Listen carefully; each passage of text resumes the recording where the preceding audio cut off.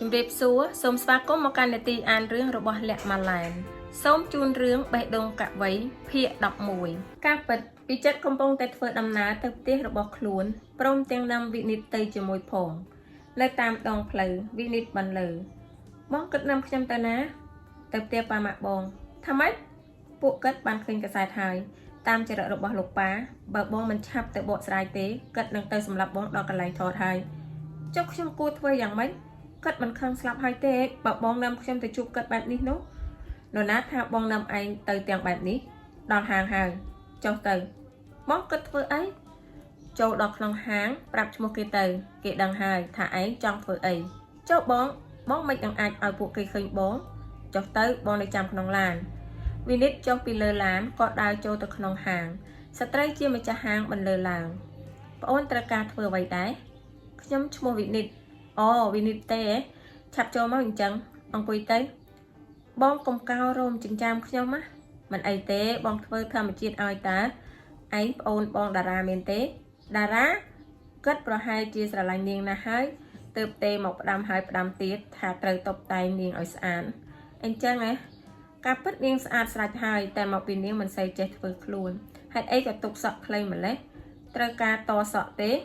មិនបាច់ទេបងតែអញ្ចឹងក៏ស្អាតម្យ៉ាងដែរសមនឹងទម្រង់មុខនាងណាស់តោះទៅលោសម្លៀកបំពាក់ខាងក្នុងទៅចំណាយពេលជិត2ម៉ោងទៅវិនិតអាចចេញពីហាងសម្អាងការបាននៅក្នុងឈុតសម្លៀកបំពាក់ពើផ្កាឈូកខ្ចីត្រូវនឹងស្បែកជើងកែងចោតបន្តិចហាក់ធ្វើឲ្យនាងមានការលំបាកយ៉ាងខ្លាំងក្នុងការធ្វើដំណើរនាងដើរបណ្ដើររអ៊ូបណ្ដើរ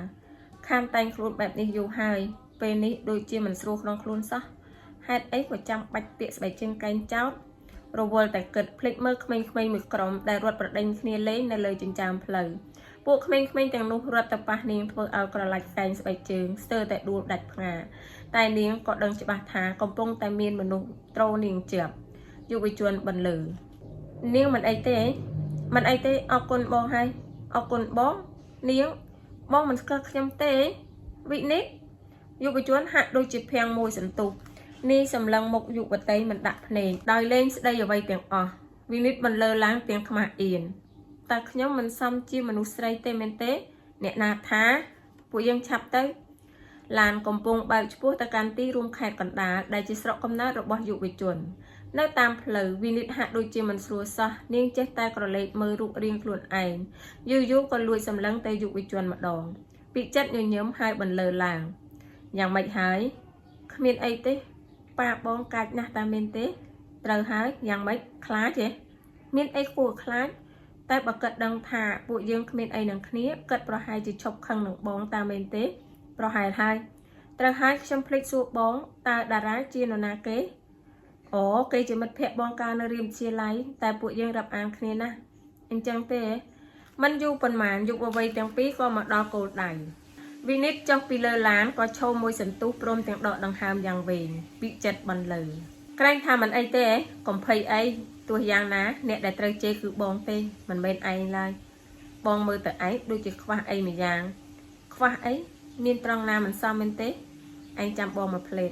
យុវជនចូលទៅក្នុងឡានហើយចេញមកវិញដោយមានក្តាប់របស់នៅនឹងដៃមកជាមួយផងនេះទៅឈរពីមុខវិនិតហើយពាក់ខ្សែកឲ្យនាងបងធ្វើអីហ្នឹងនៅស្ងៀមទៅស្អាតណាស់បើដឹងថាខ្សែកនេះសមនឹងឯងយ៉ាងនេះម្លេះបងមិនទុកវាចោលយ៉ាងនេះទេពួកយើងចូលទៅបងមិនចាំបាច់ដឹកដៃខ្ញុំទេចូលមកលោកពិទូនិងអ្នកស្រីណាសាជាឪពុកម្ដាយរបស់ពិចិត្រនៅពេលដែលពិចិត្រកំពុងតែអូសដៃព្រមទាំងកាយវិការប្រទីនប្រទងគ្នានោះលោកក៏លេចមុខឡើងនៅចំពោះមុខពួកគេវិនិតរៀបចំអាកប្បកិរិយារបស់ខ្លួនហើយក៏សំពះជម្រាបសួរទៅលោកប៉ាជម្រាបសួរលោកអ៊ំបាទយ៉ាងម៉េចហើយឯងត្រឡប់មកផ្ទះហើយកូនមកដល់ហើយអ្នកស្រីណាសាបន្លឺគិតជាម៉ាក់បងជម្រាបសួរអ៊ំស្រីចាលើកដៃថ្វាយព្រះតោះពួកយើងចូលក្នុងសិនទៅបងឆាប់ចូលមកអូននាំក្មេងស្រីនេះចេញក្រៅសិនទៅបងថាឲ្យនាំនាងចេញក្រៅសិនទៅលោកអ៊ំការពិតពួកខ្ញុំក្មួយចេញទៅក្រៅជាមួយអ៊ំសិនទៅតែបងមិនអីទេឯងទៅក្រៅសិនទៅគ្រាន់តែវិនិតនិងអ្នកស្រីណាសាចេញផុតលោកពិទូក៏បន្លឺឡើងតឹងសរសៃកតែម្ដងរឿងមួយមិនទាន់ចាប់ផងឯងក៏បង្ករឿងមួយទៀតនេះដល់ថ្នាក់ហ៊ាននាំស្រីមកដល់ផ្ទះម៉ែឪផង ចុះអាមនុស្សប្រុសម្នាក់ដែលចុះតាមកសែតមានរឿងអាស្រ័យជាមួយឯងនោះគិតយ៉ាងម៉េចវិញឯងចង់ធ្វើឲ្យយើងខឹងស្លាប់ហ៎លោកប៉ាមនុស្សស្រីអំបញ្ញមិញនេះហើយជាមនុស្សប្រុសដែលមានរឿងអាស្រ័យជាមួយខ្ញុំនោះឯងចង់បានន័យថាម៉េចនាងជាមនុស្សស្រីទេតែតែងខ្លួនជាប្រុសលោកប៉ាខ្ញុំដឹងថារឿងកន្លងមកខ្ញុំមិនគប្បីនឹងប៉ាតែខ្ញុំក៏មិនចង់ឲ្យប៉ាចេះតែខឹងនឹងខ្ញុំបែបនេះតទៅទៀតដែរទើបខ្ញុំឲ្យនាងតែងខ្លួនជាស្រីមកជួបប៉ាដល់ទីនេះអញ្ចឹងបានន័យថានាងជាអ្នកនិពន្ធរបស់ឯងទេបាទត្រូវហើយបទស្នាមញញឹមគឺនាងជាអ្នកតែងទេបាទឯងស្រឡាញ់នាងអត់ទេលោកអ៊ំសុំទោសដែលខ្ញុំចូលមកលោកអ៊ំកុំយល់ច្រឡំអីពួកខ្ញុំគ្មានអីនឹងគ្នាទេហើយឲ្យខ្ញុំសុំទោសលោកអ៊ំផងដែលធ្វើឲ្យមានរឿងយល់ច្រឡំបែបនេះកើតឡើងលោកអ៊ំកុំបន្ទោបងពីចិត្តអីសុំទោសខ្ញុំជាអ្នកបង្ករឿងតើរូបនៅក្នុងកាសែតនោះជារូបភាពពិតហ៎សុំទោសលោកអ៊ំប្រហែលជាខ្ញុំធ្វើប្រុសឡើងភ្លេចខ្លួនជាស្រីទៅបានហើយយើងគ្មានពេលនិយាយជាមួយពួកឯងទៀតទេនិយាយហើយលោកប៊ីទូក៏ដើរចេញទៅក្រៅស្រាប់តែជួបនឹងភរិយាល្មមបងគិតទៅណាបងទៅរោងម៉ាស៊ីនល្ងាចនេះឲ្យពួកគេញ៉ាំបាយនៅទីនេះហើយចាយ៉ាងម៉េចហ្នឹងពិចិត្រនិយាយទៅកាន់ពិនិត្យឯងយ៉ាងម៉េចហ្នឹងហេតុអីក៏រត់មកទទួលកំហុសជំនួសបងទោះយ៉ាងណាក៏គិតនៅតែខឹងនឹងបងដដែលហ្នឹងគិតមិនបានខឹងនឹងបងទេគឺបងជាអ្នកធ្វើឲ្យគិតខឹងតើសូម្បីតែឯងក៏នៅខាងគិតដែរការពិតអ៊ំប្រុសគួរឲ្យគោរពណាស់ជាមនុស្សមានហេតុផលដោយអំបញ្ញមិញអញ្ចឹងគិតស្ដាប់ការបកស្រាយរបស់បងតែបងបែរជាផ្កើនគិតទៅវិញកើណែយ៉ាងម៉េចបើខ្ញុំមិនចូលមកទេបងប្រហែលជាឆ្លើយថាស្រឡាញ់ខ្ញុំតើពិតមែនទេគិតកំពុងតែខឹងបើសិនជាគិតឮពាក្យនេះទៀតតើបងយល់យ៉ាងម៉េចបងដឹងច្បាស់ថាគិតប្រកាសជាខឹងនឹងបងតើមែនទេតែនៅតែឆ្លើយបើមិនកើនជាស្អីវិញអ្នកស្រីណាសាស្ដាប់ឮពួកគ្រាជជែកហើយហាក់ដូចជាចង់សើចណាស់គិតក៏ដើរចូលមកដោយស្នាមញញឹមអ៊ំស្រីម៉ាក់ថាវិនិច្ឆ័យនិយាយត្រូវការពិតឯងនិងប៉ាឯងចរិតដូចគ្នាអញ្ចឹងដូចគ្នាត្រង់ណាម៉ាក់គឺផ្កើនឹងណាឯងដឹងទេនៅពេលដែលឯងចេញ CD បេះដូងពិតនោះប៉ាឯងរំសាយកំហឹងអស់ហើយថែមទាំងនិយាយថាឯងនេះសមជាកូនរបស់គាត់ទៀតផងតែគាត់ទើបតែខឹងខ្លាំងនៅពេលដែលឃើញរឿងអាស្រូវរបស់ឯងនឹងឯងចាត់ទុកថាឯងក្រិនបើដែលនាំវិនិច្ឆ័យមកធ្វើការបកស្រាយចំពោះមុខគាត់ល្ងាចនេះពួកឯងញ៉ាំបាយនៅទីនេះហើយចុះលោកប៉ាឯងក៏ចង់ញ៉ាំបាយជុំឯងដែរតែល្ងាចនេះប្រហែលជាមិនបានទេព្រោះខ្ញុំចិត្តថតអញ្ចឹងឯងទៅវិញតាមអ្នកឯងទៅទុកវិនិច្ឆ័យនៅទីនេះហើយនៅពេលថតចប់ហើយឯងមកទទួលនាងចុះឬមួយក៏ចាំស្អែកក៏បានខ្ញុំនៅទីនេះហ៎យ៉ាងម៉េចឬមួយក្មួយមិនចង់នៅជាមួយមនុស្សចាស់ដូចជាពួកអ៊ំអត់ទេខ្ញុំនៅទីនេះក៏បានបងទៅថតចុះតែយ៉ាងម៉េចឯងខ្លាចម៉ាក់ធ្វើបាបនាងហ៎គ្មានទេម៉ាក់មិននឹងអាចធ្វើបាបនាងកើតនោះបើអញ្ចឹងឯងទៅចុះបងទៅហើយណាចាពីចិត្តធ្វើដំណើរទៅភ្នំពេញតែម្នាក់ឯងចំណែកវិនិច្ឆ័យនាងនៅជាមួយនឹងអ្នកស្រីណាសាព្រមទាំងជួយធ្វើម្ហូបទៀតផងដោយសង្កេតឃើញកិរិយាទន់ភ្លន់សុភាពរាបសារអ្នកស្រីណាសាបន្លឺឡើងមើលទៅក្មួយដូចជាស្ថិតក្នុងការងាកចង្ក្រានចានឆ្នាំងណាស់ដែរតើម៉ែជាអ្នកបង្រៀនខ្ញុំទេអ៊ំមើលទៅឯងទន់ភ្លន់សមជាមនុស្សស្រីណាស់ហេតុអីក៏តែងខ្លួនជាប្រុសដំបងឡើយខ្ញុំគិតថាតែងខ្លួនជាប្រុសតែនៅពេលទៅជួយម៉ែប៉ុណ្ណោះតែយូរទៅខ្ញុំគិតថាតែងខ្លួនជាប្រុសក៏មានសុវត្ថិភាពល្អដែរទៅក្រោយមកសំបីតែសម្ពុតក៏លេងស្លៀកហើយពេលខ្លះក៏ភ្លេចគិតថាខ្លួនឯងជាស្រីទៀតសុំទោសអ៊ំស្រីផងដែលធ្វើឲ្យកូនអ៊ំមានរឿងអាស្រូវយ៉ាងនេះតែអ៊ំយល់ថាកូនរបស់អ៊ំមានភ្នែកមុតណាស់តែក្មួយអាចនិយាយសំឡេងមនុស្សប្រុសឲ្យអ៊ំស្ដាប់បានទេបាទលោកអ៊ំវិនិច្ឆ័យបញ្ចេញសំឡេងមនុស្សប្រុសធ្វើឲ្យអ៊ំស្រីខ្សែខឹកអញ្ចឹងតើបានជាពួកគេមិនដឹងថាឯងជាស្រីត្រូវហើយតើឯងអាចប្រាប់អ៊ំបានទេថារូបភាពក្នុងកាសែតនោះនៅថ្ងៃនោះខ្ញុំមានបញ្ហាកើតឡើងខ្ញុំពិបាកចិត្តពេកឃើញដូចនោះបងពិចិត្រក៏ទាញក្បាលខ្ញុំទៅដេកលើស្មាកិនចុះឯងមានអារម្មណ៍យ៉ាងម៉េចដែរខ្ញុំមានអារម្មណ៍ថាកក់ក្ដៅណាស់ក៏កេងលើស្មាកិនទៅអ្នកស្រីណាសាញញឹមហើយគិតថាក្មេងស្រីនេះពិតជាត្រង់មែនចុះកូនប្រុសខ្ញុំគិតយ៉ាងណាចំពោះនាងចុះហេតុអីក៏វាហ៊ាននាំនាងមកដល់ទីនេះ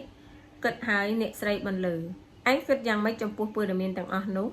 បងពិចិត្រនិយាយថាមិនចាំបាច់បារម្ភទេយូរទៅវានឹងបាត់ហើយមិនសមជាចរិតកូនប្រុសខ្ញុំទេ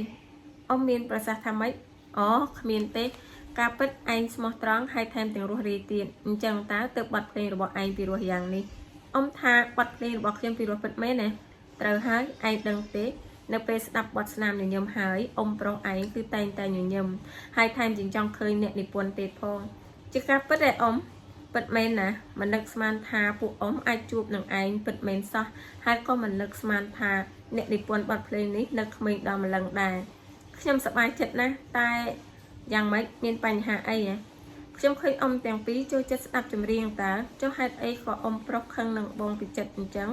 ការដើមឡើយអ៊ំប្រុសសង្ឃឹមថាក្រោយពេលពីចិត្តរៀនចប់ហើយនឹងឲ្យគេធ្វើការនៅរោងម៉ាស៊ីនកិនស្រូវគឺធ្វើថកែបន្តពីគាត់តែមិននឹកស្មានសោះក្រោយពេលដែលគេរៀនចប់ហើយគេបែរជាទៅធ្វើជាអ្នកចម្រៀងហើយច្រៀងចម្រៀងដែលចម្លងពីគេមកទៀតការនោះគាត់ខឹងខ្លាំងមែនទែនរហូតមិនឲ្យគេចូលផ្ទះចាប់តាំងពីថ្ងៃនោះមកគឺចិត្តក៏ពុំដែលត្រឡប់មកផ្ទះដែរថ្ងៃនេះគេត្រឡប់មកផ្ទះវិញអ៊ំក៏មិននឹកស្មានដែរពីមុនមានរឿងអីក៏ដោយគេបកស្រាយនៅលើកញ្ចក់ទូរទស្សន៍តែនៅពេលនេះគេមិនបកស្រាយនៅលើកញ្ចក់ទូរទស្សន៍ទេតែបែរជាបកស្រាយនៅចំពោះមុខប៉ាម៉ាក់គេទៅវិញអ៊ំគិតថាកូនម្នាក់នេះពិតជាចាស់ទុំមែនហើយចុះពេលនេះអ៊ំប្រុសឈប់ខឹងហើយនៅអ៊ំគិតថាសំបីតែបន្តិចក៏គិតលេងខឹងដែរព្រោះល្ងាចនេះគិតជាអ្នកឲ្យអ៊ំខិតពួកឯងនៅបាយទីនេះអញ្ចឹងទេតែគួរឲ្យស្ដាយណាស់ដែលបងពីចិត្តមិននៅខ្ញុំយកបន្លែទៅលាងសិនអ៊ំវិនិច្ឆ័យងើបដើរទៅអ្នកស្រីណាសាក៏មិនលើឡើងជើងអញកាត់អីអូគ្មានអីទេអ៊ំគ្រាន់តែក្រិចបន្តិចប៉ុណ្ណោះមិនបានទេអង្គុយសិនទៅចាំអ៊ំយកថ្នាំមកលាបឲ្យមិនអីទេអ៊ំថាឲ្យអង្គុយចាអ្នកស្រីណាសាដែលយកថ្នាំដើម្បីរឹតកជើងឲ្យយុវតីតែនៅពេលដែលគាត់ទៅចាប់កាន់ជើងនាងនោះវិនិច្ឆ័យបែរជាដកចេញយ៉ាងលឿនអ៊ំស្រីទុកឲ្យខ្ញុំលាបខ្លួនឯងបានហើយនៅឲ្យស្ងៀមទៅអ៊ំលាបឲ្យតែឯងដើរទៅប៉ះនឹងស្អីទើបធ្វើឲ្យក្រិចជើងដល់ថ្នាក់នឹងហើយនៅមិនព្រមនិយាយទៀតអូយឈឺដែរហ៎ចុះក៏ដែលឯងដើរមកមិនក៏មិនឈឺប្រហែលជាភ័យពេកហើយអ៊ំនេះបើកុំតែអ៊ំសួរប្រហែលជានៅតែមិនដឹងថាឈឺទេមើលទៅមានមនុស្សដូចជាឯងដែរប្រាប់អ៊ំមើលតើទៅត្រូវនឹងស្អីគឺស្បែកជើងកែងចោតបើមិនចេះពាក្យហើយហេតុអីក៏ពាក្យជាងនិយាយថាសម្លៀកបំពាក់នេះគឺសមនឹងស្បែកជើងកែងចោតណាស់ត្រូវតែពាក់ហើយក៏ត្រឹមពាក់ទាំងវេទនារួចហើយតែឯងអង្គុយត្រង់នេះហើយខ្ញុំទៅលាងបន្លែសិនទៅតែលាបថ្នាំហើយឯងនៅឲ្យស្ងៀមសិនទៅតែខ្ញុំមិនអីទេឯងមិនខ្លាចពិការទេដល់ថ្នាក់ពិការឯអ៊ំបើឯងមិនជឿដើរសាកមើលទៅតែនៅពេលនោះឯងក៏មិនទោសអ៊ំថាមិនបានប្រាប់ណាថ្លែងពីយុវជនបន្ទាប់ពីថតចប់ហើយក៏ទៅជួបលោកចាងវាងបងមានការអីរកខ្ញុំហ៎អ្នកដែលរកឯងមិនមែនបងទេគឺនាងពីចិត្តមើលទៅតាមដៃលោកចាងវាងចង្អុលឃើញច្បាស់ថាជាសូរិយានេះហាក់ដូចជាធាំងមួយស្របក់លោកចាងវាងបន្លឺឡើងពួកឯងទៅជែកគ្នាសិនចុះបងទៅមុនហើយយ៉ាងម៉េចហើយបងមិនសប្បាយចិត្តទេនៅពេលដែលជួបខ្ញុំសម្រាប់ពីចិត្តវាហាក់ដូចជាក្អកក្ដួលពេកហើយនេះនៅតែឈោថ្មឹងប្រៀបដូចជារូបចម្លាក់មិនតបស្ដីទើតែសោះបងនៅខឹងនឹងខ្ញុំទៀតឯងបងដឹងទេខ្ញុំមកម្ដងនេះគិតថានឹងមិនត្រឡប់ទៅវិញទេការពិតខ្ញុំស្ដាយក្រោយណាស់ខ្ញុំមិនគួរទុកបងចោលយូរយ៉ាងនេះទេតែអូនសង្ឃឹមថាមិនហួសពេលទេតាមែនទេកន្លងមកអូនដឹងថាបងមិនបាននៅក្បែរមនុស្សស្រីណាម្នាក់ឡើយបងនៅតែស្រឡាញ់ខ្ញុំតាមែនទេសុំទោសខ្ញុំដល់ម៉ោងត្រឡប់ទៅផ្ទះវិញហើយពីចិត្តបំរុងដើរចេញតែសូរិយាចាប់ដៃជាប់នេះជាពាក្យដែលបងត្រូវនិយាយជាមួយខ្ញុំហ៎ការពិតខ្ញុំតែងតែគិតថានៅពេលដែលបងជួបខ្ញុំបងប្រកាសជារត់មកអោបខ្ញុំឬមួយពើដែលមាននោះជាការពិតសុំទោសខ្ញុំទៅផ្ទះហើយពីចិត្តបេះដៃសូរិយាហើយដើរចេញទៅកាយវិការបែបនេះធ្វើឲ្យសូរិយាហាក់បីដូចជាមានអារម្មណ៍ឈឺចាប់ណាស់នាងស្ទើរតែទប់ខ្លួនមិនជាប់ក៏សរសៀរទៅអង្គុយលើកៅអីចំណែកយុវជនបើកឡានមកដល់ពាក់កណ្ដាលផ្លូវក៏ឈប់ងក់នាយដាក់ក្បាលទៅលើចង្កូតឡានអតីតកាលពី4ឆ្នាំមុនអូនពិតជាសម្រេចចិត្តទៅចិនមែនទេចាត្រូវហើយចុះបងខ្ញុំគិតថាបងគួរតែប្រឹងប្រែងយកកេរ្តិ៍ឈ្មោះជាតារាល្បីឲ្យបាន2ឆ្នាំក្រោយពេលដែលខ្ញុំរៀនចប់ហើយខ្ញុំនឹងត្រឡប់មកវិញពេលនោះខ្ញុំមិនត្រឹមតែខ្លាយជាអ្នកដឹកនាំរឿងទេខ្ញុំនឹងសរសេរបទភ្លេងថ្មីឲ្យបងហើយធ្វើជាអ្នកនិពន្ធផ្ទាល់ខ្លួនរបស់បងថែមទៀតតែអូនប្រកាសហើយថាអូនត្រឡប់មកវិញបន្ទាប់ពីរៀនចប់នោះបងត្រូវតែជឿខ្ញុំក្រែងពួកយើងធ្លាប់បាននិយាយហើយពួកយើងត្រូវតែធ្វើឲ្យមនុស្សទូទាំងពិភពលោកទទួលស្គាល់យើង អូនជឿជាក់លើការតាំងចិត្តរបស់បងឬបងមិនជឿជាក់លើការតាំងចិត្តរបស់អូនខានស្អែកអូនត្រូវចេញដំណើរហើយពេលនេះអូនត្រូវទៅផ្ទះរៀបចំឲ្យបានសិនតែបងមិនចង់ឲ្យអូនទៅទេអូនស្ដាប់បានទេយុវជនប្រឹងស្រែកអស់សំឡេងសូរិយាឈប់ងាក់ហើយងាកមកទោះមនុស្សទូទាំងពិភពលោកនេះមិនស្គាល់បងក៏បងមិនខ្វល់ដែរតែពេលនេះបងត្រូវការអូនបងមិនអាចបាត់បង់អូនទេតើបងកើតស្អីហ្នឹងអូនគ្រាន់តែទៅរៀនតាអូនរៀននៅទីនេះមិនបានទេគឺអូនចង់ទៅរៀននៅចិនការពិតមកពីអូនចង់ទៅដល់ខ្លួនឯងទើបយកលេសថាទៅរៀនអូនចង់កិច្ចពីបងតាមែនទេបងនិយាយអីហ្នឹងមានរឿងអីដែលត្រូវកិច្ចពីបងព្រោះបងមិនមែនជាតារាល្បីមិនត្រូវនឹងតម្រូវការរបស់អូនបងគិតអញ្ចឹងការពិតកន្លងមកបងមិនដែលទុកចិត្តខ្ញុំទេតាមែនទេបងមិនដែលជឿថាខ្ញុំស្រឡាញ់បងទេតាមែនទេល្អបើបងគិតអញ្ចឹងហើយយើងបែកគ្នាត្រឹមនេះចុះក៏ល្អដែរអូនថាម៉េចពួកយើងបែកគ្នាទៅហេតុអីបើអូននិយាយពាក្យនេះបើបងនៅស្រឡាញ់ខ្ញុំមែនបងរងចាំខ្ញុំទៅ2ឆ្នាំក្រោយខ្ញុំនឹងត្រឡប់មកវិញលាហើយសូរិយាដើរចេញទៅចំណែកយុវជនសោកសៅអង្គុយនៅលើឥដ្ឋដោយក្តីអស់សង្ឃឹមលោកប្រាក់នេះក៏ដើរចូលមកតែ2ឆ្នាំប៉ុណ្ណោះបងគិតថាមិនយូរទេតែខ្ញុំមានអារម្មណ៍ថានាងកំពុងតែបោះបង់ខ្ញុំតើបងជឿទេថាប្អូនស្រីរបស់បងពិតជាត្រឡប់មកវិញក្រោយពេលដែលរៀនចប់ចាប់តាំងពីថ្ងៃនោះមកទីចិត្តពិតជាកណ្ដាលកណ្ដែងនិងឈឺចាប់ខ្លាំងណាស់ពិតមែនហើយយុវជនចង់ក្លាយជាតារាចម្រៀងល្បីចំណែកសូរិយាយុវតីចង់ក្លាយជាកវីនិងអ្នកដឹកនាំរឿងដ៏ពូកែម្នាក់ពួកគេទាំងពីរគឺមានក្តីស្រមៃឈរនៅលើវិថីមួយប៉ុន្តែក្តីស្រមៃនេះបែរជាធ្វើឲ្យសូរិយាចាក់ចេញពីយុវជនទៅវិញពីចិត្តតែងតែបន្ទោសខ្លួនឯងដែលមិនមែនជាតារាល្បីទើបធ្វើឲ្យបាត់បង់មនុស្សជាទីស្រឡាញ់បែបនេះទោះបីនេះខូចចិត្តអស់មួយរយៈពេលតែក្រោយមកយុវជនបែរជាមានការប្រឹងប្រែងទ្វេដងហើយនៅតែមានសង្ឃឹមក្នុងការទន្ទឹងចាំសូរិយាវិលត្រឡប់វិញ2ឆ្នាំក្រោយមកបងហៅខ្ញុំមានការអីហ៎ខ្ញុំចង់ប្រាប់ឯងថាសូរិយាមិនទាន់បានត្រឡប់មកវិញទេឯងស្ដាប់ខ្ញុំសិនការពិតនាងក៏ចង់ត្រឡប់មកវិញដែរតែក្រុមហ៊ុនផលិតកម្មមួយបានហៅឲ្យនាងទៅធ្វើការជាជំនួយការអ្នកដឹកនាំរឿងនៅទីនោះដូច្នេះនាងក៏មិនចង់បោះបង់ឱកាសដ៏ល្អនេះចោលនៅទីបំផុត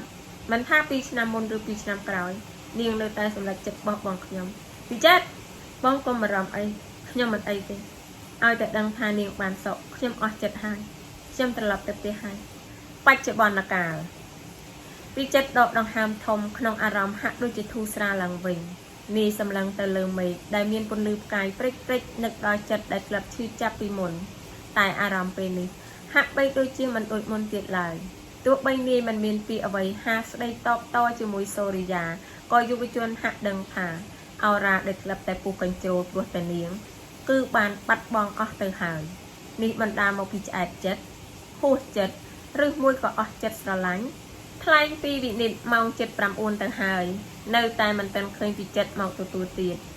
នាងឈរសម្លឹងទូរស័ព្ទអ្នកស្រីណាសាបន្លឺហេតុអីមិនទេទៅអ៊ំស្រីប្រហែលជាគិតចាប់ថតមិនទាន់ចាប់ទេមើលទៅអ៊ំថាឯងមិនចាំបាច់ចាំផ្លូវគេទេទៅគេងទៅបើគេមិនមកស្អែកនេះអ៊ំនាំឯងត្រឡប់ទៅវិញមកអ៊ំនាំទៅបន្ទប់អ្នកស្រីណាសាដកដៃវិនិច្ឆ័យចូលទៅក្នុងបន្ទប់ប្រយ័ត្នផងជើងឯងមិនទាន់ស្រួលបួលទេចានេះគឺបន្ទប់ពិចិត្រពេលបិទតែគេមិនដែលមកផ្ទះតែអ៊ំតែងតែសម្អាតជាប្រចាំឯងគេងនៅលើគ្រែទៅមិនសមទេដឹងអ៊ំមានអីមិនសមគេងទៅអ៊ំចេញទៅក្រៅហើយចាវិនិច្ឆ័យសម្លឹងជុំវិញបន្ទប់ហើយគិតតែម្នាក់ឯងបន្ទប់ស្អាតយ៉ាងនេះហេតុអីក៏ព្រមបោះបង់ចោលណានេះគឺរូបកាត់ពីក្មេងតាគួរឲ្យស្រឡាញ់ណាស់ហើយពេលនេះហើយកាត់នៅថតមិនទាន់ចាប់ទៀតដែរសង្ស័យតែភ្លេចថាខ្ញុំនៅទីនេះហើយដឹងគួរតែទេទៅកាត់ឬអត់មិនបានទេបើកាត់កំពុងរវល់ណាំតែធ្វើឲ្យកាត់បែកអារម្មណ៍ទេបរិយាកាសល្អយ៉ាងនេះគួរតែសរសេរប័ណ្ណភ្លេងថ្មីហើយទីនេះគួរតែមានក្រដាសនិងប៊ិចវិនិច្ឆ័យទៅបើកថតតុដើម្បីរកក្រដាសនិងប៊ិចស្រាប់តែឃើញរូបថតមួយសន្លឹះរបស់ពិចិត្រក្នុងឯកសណ្ឋានជាសិស្សសាលាឈរក្បែរស្រីម្នាក់ប្រកបដោយទឹកមុខស្រស់បោះហាក់មានសេចក្តីសុខណាស់វិនិច្ឆ័យបន្លឺនេះប្រហែលជាសង្សារគាត់ទេដឹងស្អាតណាស់មើលទៅគាត់ប្រហែលជាស្រឡាញ់បងស្រីម្នាក់នេះខ្លាំងណាស់ហើយមើលទៅហេតុអីក៏ខ្ញុំមានអារម្មណ៍ថាអស់សង្ឃឹមយ៉ាងនេះ ត្រជាក់ចុងដៃចុងជើងទៀតហើយក្រែងពីមុនអាការៈបែបនេះកើតនៅពេលដែលឈឺពោះតើដល់ខែហើយមិនទាន់ដល់ឯណាហេតុអីក៏មានអាការៈបែបនេះទៅវិញប្រហែលមកពីមិនស្រួលខ្លួនហើយអាចមកពីឈឺជើងក៏ថាបានគួរតែគេងវិញវិនិច្ឆ័យដាក់រូបថតយុវជនចូលទៅក្នុងថតតុវិញហើយក៏ឡើងទៅលើគ្រែសម្រាប់ព្រោះគិតថាខ្លួនមិនស្រួលខ្លួនចំណែកយុវជននៅតែអង្គុយនៅក្នុងឡានប្រហែលជាភ្លេចគិតថាវិនិច្ឆ័យកំពុងរងចាំខ្លួនហើយមើលទៅបាត់ស្នាមញញឹមបន្លឺឡើងនោះគឺសម្លេងទូរស័ព្ទរោរបស់យុវជនធ្វើឲ្យនាយភ្ញាក់ព្រឺតបន្លឺឡើងវិនិច្ឆ័យអាឡូពេលនេះកូននៅឯណាហ្នឹងតើថតចាប់ហើយនៅវិនិច្ឆ័យកំពុងចាំកូនណាអូខ្ញុំកំពុងតែបើកឡានទៅហើយម៉ាក់អញ្ចឹងមិនអីទេប៉ុណ្ណឹងបានហើយបាទនាងកំពុងនៅឯណាលោកវិទូបន្លឺកំពុងធ្វើដំណើរមកហើយតើបងយល់យ៉ាងណាចំពោះក្មេងស្រីនោះមិនក៏អូនសួរបងអញ្ចឹងអូនចង់ដឹងថាបងគិតយ៉ាងណាចំពោះនាងចុះអូនមិនដឹងហេតុអ្វីទេអូនមានអារម្មណ៍ថាអូនពេញចិត្តនាងណាស់មិនមែនមកពីអូនគិតថាកូនប្រុសអូនស្រឡាញ់នាងទេថាអញ្ចឹងក៏បានតែទោះយ៉ាងណាអូននៅតែនិយាយថាអូនពេញចិត្តក្មេងស្រីម្នាក់នេះធ្វើជាកូនប្រសាចុះបងក្មេងស្រីដ៏មានសមត្ថភាពយ៉ាងនេះថែមទាំងស្លូតបូតទន់ភ្លន់និងស្មោះត្រង់តែនឹងងាយទៅរកឯណាបានបងខ្លាចតែកូនប្រុសអូនទេដែលធ្វើឲ្យឱកាសដ៏ល្អនេះបាត់បង់ដូចជាពេលនេះអញ្ចឹងវាប្រហែលជាភ្លេចទៅហើយថានាងតូចនេះកំពុងនៅជាមួយពួកយើងបងទៅក្នុងបន្ទប់មុនហើយការពិតបងក៏ពេញចិត្តក្មេងស្រីនេះដែរតាស្មើនេះហើយនៅមិនទាន់ឃើញមកទៀតអ្នកស្រីណាសាដែលចូលទៅក្នុងបើកទ្វារបន្ទប់ឃើញថាវិនិច្ឆ័យកំពុងកេងលក់កាត់ក៏ត្រឡប់ទៅវិញចៃដន្យពីចិត្តមកដល់ល្មមកូនមកហើយឯណាវិនិច្ឆ័យមកនាងនៅក្នុងបន្ទប់ឯងប្រហែលជាកេងលក់ហើយឯងទើបតែកត់ចប់មិនក៏យប់យ៉ាងនេះអូការពិតឯងភ្លេចគិតថានាងនៅទីនេះមែនឯងនេះនាងខំតែងខ្លួនជាស្រីមកជាមួយឯងសូម្បីតែជើងក្រិចហើយក៏មិនដឹងថាឈឺផងហើយមិនហ៊ានទេទៅទៀតព្រោះខ្លាចរំខានដល់ការងារឯងតែម៉ាក់ថានាងក្រិចជើងតែនាងទៅប៉ះនឹងស្អីនៅហ៊ានសួរទៀតគឺស្បែកជើងកែងចោតតែឯងឲ្យនាងពាក់ហ្នឹងណាខ្ញុំទៅរកនាងសិនពីចិត្តស្ទុះចូលទៅក្នុងបន្ទប់ម៉ាណាវីពិតជាលួងលក់មែននាងមិនដឹងថាពីចិត្តកំពុងតែអង្អែលកជើងរបស់នាងថ្នមហើយក៏សម្លឹងមើលមុខនាងដោយយកចិត្តទុកដាក់នាយរអ៊ូតិចហេតុអីក៏មិនប្រាប់បងសំទោសបងមិនគួរភ្លេចគិតថាឯងកំពុងរងចាំបងនោះទេយុវតីបើកភ្នែកឡើងនាងបានឃើញកែវភ្នែកដ៏ស្រទន់របស់យុវជនកំពុងសម្លឹងមើលនាងទៅបន្លឺឡើងបងថតចាប់ហើយអញ្ចឹងពួកយើងទៅផ្ទះវិញសុំទោសដែលបងធ្វើឲ្យឯងចាំយូរមិនអីទេខ្ញុំក៏កេងលក់ដែរពួកយើងទៅបងជួយគ្រាឯងយុវវ័យទាំងពីរក៏ធ្វើដំណើរត្រឡប់មកផ្ទះវិញដោយសុវត្ថិភាពចាប់ពីបានឃើញរូបថតយុវជនជាមួយនារីម្នាក់នោះមកវិនិច្ឆ័យហាក់បីដូចជាពុំស្រួលក្នុងអារម្មណ៍តែសោះតែនាងមិនដឹងថាមកពីមូលហេតុអ្វីដែរថ្ងៃនេះនាងបានទៅក្រុមហ៊ុនដើម្បីយកប័ណ្ណថ្មីទៅជូនលោកចាងវាងពិនិត្យក៏ស្រាប់តែបានជួបនឹងសូរិយានៅទីនោះដែរនាងហាក់ឈរថ្មឹងមួយសន្ទុះគិតមួយស្របក់បងស្រីម្នាក់នេះដូចជាមនុស្សស្រីនៅក្នុងរូបថតនោះណាស់ឬមួយជាគិតទៅដឹងឃើញវិនិច្ឆ័យឈរថ្មឹងបែបនេះលោកចាងវាងក៏បន្លឺឡើងវិនិច្ឆ័យបាទលោកចាងវាងឯងយ៉ាងម៉េចហ្នឹងឯងគឺវិនិច្ឆ័យជាអ្នកនិពន្ធតើរបស់បងពិចិត្របាទត្រូវហើយខ្ញុំណែនាំឯងឲ្យស្គាល់នាងឈ្មោះសូរិយាជាប្អូនស្រីបង្កើតរបស់ខ្ញុំជំរាបសួរអ្នកនាងចា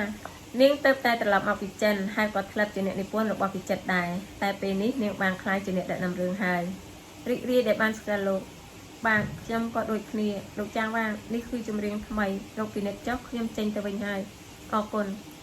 អ្នកនាងខ្ញុំត្រឡប់ទៅវិញហើយចាថ្ងៃក្រោយបើមានឱកាសសង្ឃឹមថាពួកយើងនឹងបានជជែកគ្នាលេងបាទវិនិច្ឆ័យមានអារម្មណ៍ថាមិនស្រួលទៀតហើយនាងបែកញើសជោគណាស់បេះដូងលុតញាប់ដៃជើងចាប់ផ្ដើមត្រជាក់អស់វណ្ណាក៏មកដល់ល្មមឯងមិនស្រួលខ្លួនទេហេតុអីក៏បែកញើសជោគយ៉ាងនេះខ្ញុំមិនអីទេខ្ញុំទៅបន្ទប់ទឹកសិនវិនិច្ឆ័យចូលទៅក្នុងបន្ទប់ទឹកនាងសម្លឹងមើលខ្លួនឯងនៅក្នុងកញ្ចក់ហើយនិយាយថាហេតុអីក៏មានអារម្មណ៍បែបនេះទៀតហើយតើខ្ញុំកើតអីហ្នឹងតាំងអារម្មណ៍ពួកគាត់ប្រហែលជាមិត្តភក្តិរៀនជាមួយគ្នាក៏ថាបានតើខ្ញុំស្រឡាញ់បងពីចិត្តតើមែនទេមិនមែនទេម៉ែបាននិយាយថាអារម្មណ៍ស្រឡាញ់មនុស្សម្នាក់គឺមានសេចក្តីសុខណាស់ប្រៀបដូចជារើសបានដុំពេជ្រមួយក្រាប់អញ្ចឹងប៉ុន្តែហេតុអ្វីក៏ខ្ញុំមានអារម្មណ៍ថា ដូចជាត្រៀមបាត់ដុំពេជ្រមួយក្រាប់ទៅវិញប្រហែលជាមិនមែនទេតែពិបាកក្នុងខ្លួនណាស់អោក្មេងស្រីដតុយល្អិតចិត្តកវីដ៏បរិសុទ្ធហេតុអ្វីក៏តក់ស្លុតនឹងមានអារម្មណ៍យល់យោគយ៉ាងនេះវិនិតក្តាប់ដៃទាំងពីររបស់ខ្លួនជាប់ហើយក៏ដើរចូលទៅក្នុងបន្ទប់ឧបករណ៍ភ្លេងគិតថានឹងបន្ធូរអារម្មណ៍ដោយការលេងបទភ្លេងតែក៏ប្រទះឃើញក្រដាស់បទភ្លេងមួយសន្លឹកដែលនៅសោកពីក្រោមព្យ៉ាណូយុវតីឈរមើលក្រដាស់បទភ្លេងដែលមានអក្សរភ្លេងស្រាច់ក្នុងអារម្មណ៍ក្តុកក្តួលនិងសោកសៅបំផុតនាងលើកដៃបំរុងចុចព្យ៉ាណូតាមអក្សរភ្លេងនោះស្រាប់តែសំឡេងយុវជនបន្លឺឡើងវិនិតឯងនៅខាងក្នុងទេវិនិតឮច្បាស់ថាជាពិចិត្រនាងបំរុងស្ទុះចេញមកតែត្រូវទឹកងក់នៅពេលឮសំឡេងសូរិយាបងនៅទីនេះទេខ្ញុំមករកវិនិតតែខ្ញុំឃើញគេចេញទៅកន្លែងថតហើយតាអញ្ចឹងខ្ញុំទៅរកគេហើយបងពិតជាមិនចង់ជជែកជាមួយខ្ញុំមែនណាខ្ញុំដឹងថាបងនៅខឹងនឹងខ្ញុំតែខ្ញុំជឿថាបងនៅតែស្រឡាញ់ខ្ញុំពិតមែនទេពួកយើងចាប់ផ្ដើមសារជាថ្មីទៅបានទេប្រហែលជាមិនបានទេយុវជនតបទៅសូរិយាដោយម៉ត់ចត់បំផុតពាក្យមួយឃ្លានេះធ្វើឲ្យសូរិយាចិន្តាហាក់ដូចត្រូវគេដុតកំឡោចឲ្យខ្លោចឆេះខ្ទេចតែនាងនៅតែមានចិត្តតស៊ូនិយាយបន្តទៀតប្រហែលជាបងនៅមិនទាន់បាត់ខឹងនឹងខ្ញុំទេតែមិនអីទេថ្ងៃនេះចាត់ទុកថាខ្ញុំមិនបានជជែកអ្វីជាមួយបងចុះខ្ញុំទៅវិញហើយឈប់សិនថ្ងៃដែលនាងចាក់ចេញទៅនោះខ្ញុំហាក់មានអារម្មណ៍ខឹងនឹងនាងណាស់តែបន្ទាប់ពីនាងទៅបាត់ទើបខ្ញុំដឹងថាខ្ញុំមិនបានខឹងនឹងនាងទេឲ្យតែនាងមានក្តីសុខគឺខ្ញុំគ្រប់គ្រាន់ហើយដូចជាពេលនេះអញ្ចឹងខ្ញុំឃើញនាងនៅចំពោះមុខខ្ញុំក្លាហានស្វាហាប់យ៉ាងនេះខ្ញុំរីករាយណាស់ការពិតនាងអត់ប្រែប្រួលទេតែសម្រាប់ខ្ញុំគឺប្រែប្រួលហើយបងចង់បានន័យថាម៉េចបងឈប់ស្រឡាញ់ខ្ញុំហើយឬព្រោះតែក្មេងប្រុសម្នាក់នោះបងមិននឹងអាចមិនមែនទេអ្នកនាងកុំយល់ច្រឡំអីការពិតពួកខ្ញុំគ្មានអ្វីនឹងគ្នាទេនោះគ្រាន់តែជាពាក្យចចាមអារាមប៉ុណ្ណោះមែនទេបងវិនិតតាំងស្មារតីខ្លាំងណាស់ដើម្បីមកបំភ្លឺការពិតមួយនេះសូរិយាសម្លឹងមុខពិចិត្រដែលប្រែជាស្ងាត់ឈឹងមិនតបស្ដីអ្វីសោះយុវតីក៏បន្តហេតុអីក៏បងមិនបដិសេធទៅការពិតបងពិចិត្រមិនប្រែប្រួលទេកន្លងមកនេះខ្ញុំមិនដែលឃើញគាត់តាក់ទងជាមួយស្រីណាឡើយសូម្បីតែតួស្រីដែលសម្ដែងជាមួយគាត់ក៏គាត់ពុំដែលរវីរវល់ដែរគាត់មិននឹងអាចប្រែចិត្តពីអ្នកនាងនោះឯងនិយាយឆ្អែតហើយយុវជនកុំហូបធ្វើឲ្យសូរិយាលេងវាចាស្ដីវិនិតបន្តបងកាត់អីហ្នឹងសុំទោសខ្ញុំទៅកន្លែងថតវិញហើយបងមិនអីទេគាត់ប្រហែលជានៅខឹងនឹងខ្ញុំអរគុណលោកហើយដែលជួយបកស្រាយរឿងនេះខ្ញុំមិនបោះបង់កាត់ចោលងាយៗទេខ្ញុំលាសិនហើយបាទសូរិយាចេញផុតវិនិតដកដង្ហើមធំហើយនិយាយតែម្នាក់ឯងតើខ្ញុំធ្វើអីហ្នឹងខ្ញុំកំពុងតែជួយពួកគាត់ចុះខ្លួនខ្ញុំហើយទោះយ៉ាងណាក៏ពួកគាត់ស័ក្តិសមនឹងគ្នាដែរដកថយទៅវិនិតអើយដើម្បីជៀសផុតពីការបាត់បង់ពេជ្រមួយក្រាមខ្ញុំត្រូវតែជួយពួកគាត់ឲ្យត្រូវរើគ្នាវិញវិនិតគិតហើយក៏ត្រឡប់មកផ្ទះមុនយុវតីមិនបានដឹងថា speaker បើកឮចេញមកក្រៅឡើយដៃម្ខាងកាន់ក្រដាស់ដៃម្ខាងចុចព្យ៉ាណូបន្លឺជាសូរលឿនពេញផ្ទះគ្រាន់តែឮបទចម្រៀងនេះពីចិត្តមានអារម្មណ៍មិនស្ងប់ឡើយ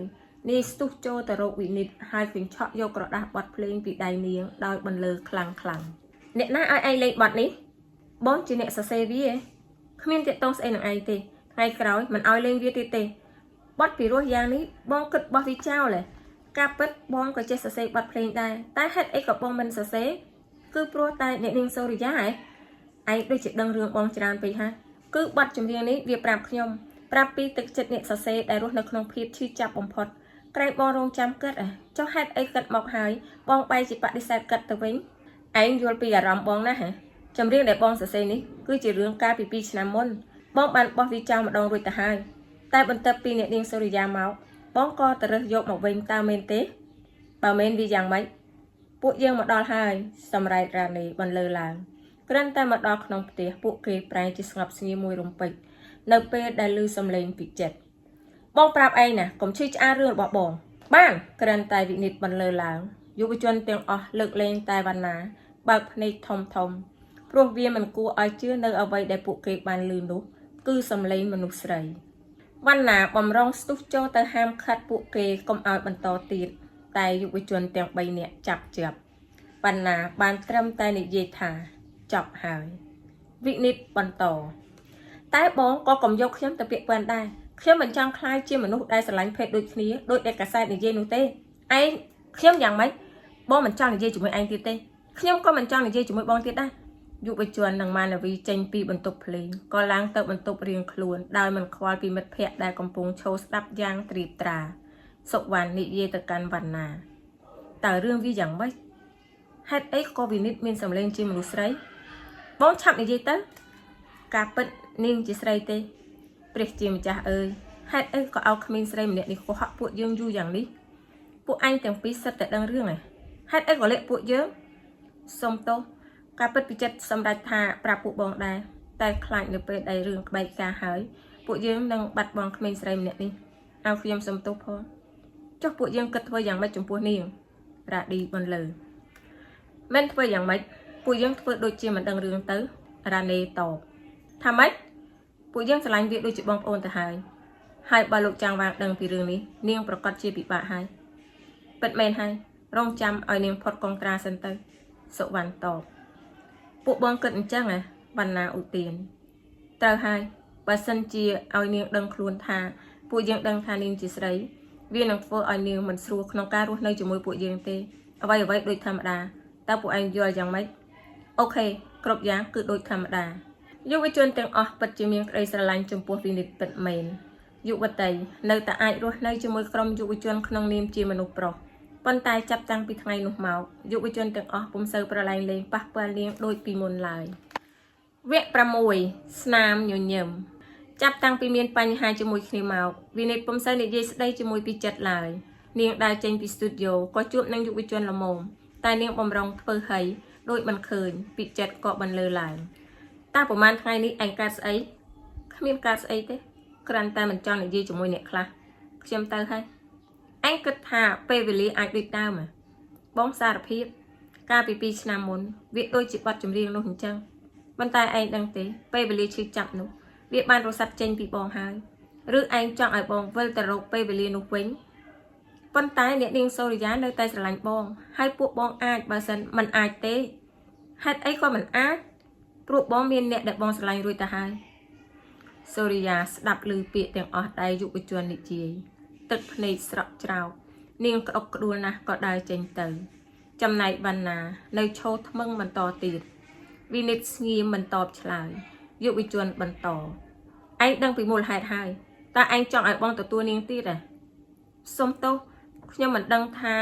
បងមានមនុស្សដែលខ្លួនស្រឡាញ់នោះទេតើខ្ញុំស្គាល់គាត់ទេឯងប្រហែលជាមិនស្គាល់ទេបានហើយពួកយើងទៅញ៉ាំបាយទៅពីចិត្តដិតដៃវិនិច្ឆ័យចេញទៅចំណែកវណ្ណាឈរញញឹមតែម្នាក់ឯងអ្វីដែលរីករាយគឺពេលនេះពួកគេជួបជុំគ្នានៅតុអាហារថ្ងៃត្រង់ក្នុងហាងមួយចៃដន្យសូរិយានិងបងប្រុសក៏ទៅស្រស់ស្រូបនៅទីនោះដែរសុវណ្ណបន្លឺសួស្ដីលោកចាងវាងអូពួកឯងក៏ញ៉ាំអាហារនៅទីនេះដែរល្អណាស់អញ្ចឹងខ្ញុំខានញ៉ាំបាយរួមតុជាមួយពួកឯងយូរហើយអញ្ជើញបងវិនិច្ឆ័យលួចមើលមុខពិចិត្រនិងសូរិយាវណ្ណាបន្លឺញ៉ាំទៅបាទខ្ញុំទៅបន្ទប់ទឹកមួយផ្លេតពិចិត្រឧទានសូរិយាតាមសម្លឹងពិចិត្ររហូតមួយសន្ទុះនាងក៏ងើបចេញទៅពីក្រោយយុវជន